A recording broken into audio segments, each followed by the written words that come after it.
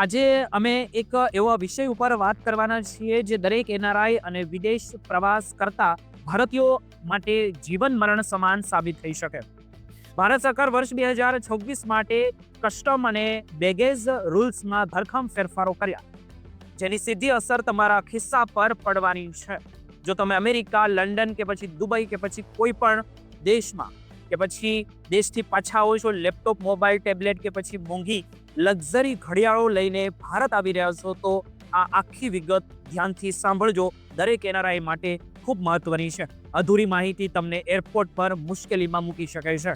સૌથી પહેલા તો એક મોટા રાહતના સમાચાર આપી દઉં કે ભારત સરકારે ડ્યુટી ફ્રી એલાઉન્સના એક મર્યાદિત જે પહેલા 50,000 રૂપિયા હતી તેને વધારીને હવે 75,000 રૂપિયા કરી દીધી છે.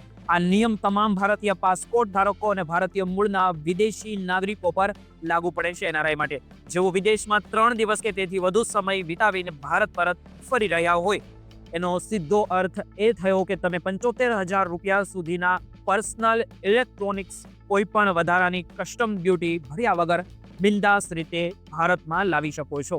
પરંતુ અસલી ખેલ અહીંથી શરૂ થાય છે, કારણ કે આ પ્રક્રિયા હવે સંપૂર્ણપણે ડિજિટલ બની ગઈ છે.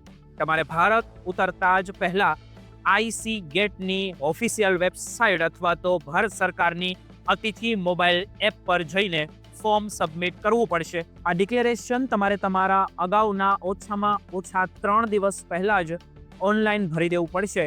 જો કે તેમાં છેલ્લી ઘડીએ ફેરફાર કરવાની સુવિધા પણ આપવામાં આવી છે. હવે સૌથી મોટો પ્રશ્ન તો એ છે કે શું મુસાફરો 2 લેપટોપ સાથે લાવી શકે? તેનો સીધો જવાબ છે હા, પરંતુ તેમાં એક મોટો વળાંક છે. વર્ષ 2026ના નવા નિયમ મુજબ તમે એક નવું નકોર લેપટોપ ડ્યુટી ફ્રી લાવી શકો છો, પણ બીજું લેપટોપ જો જૂનું અને વપરાયેલું હશે તો જ તેને ટેક્સમાંથી મુક્તિ મળશે.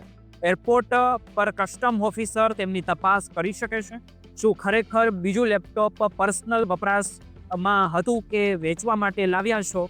જો તમે બંને લેપટોપ નવા લાવો તો તેની કુલ કિંમત 75,000થી વધી જાય તો તમારે ટેક્સ ભરવો પડશે.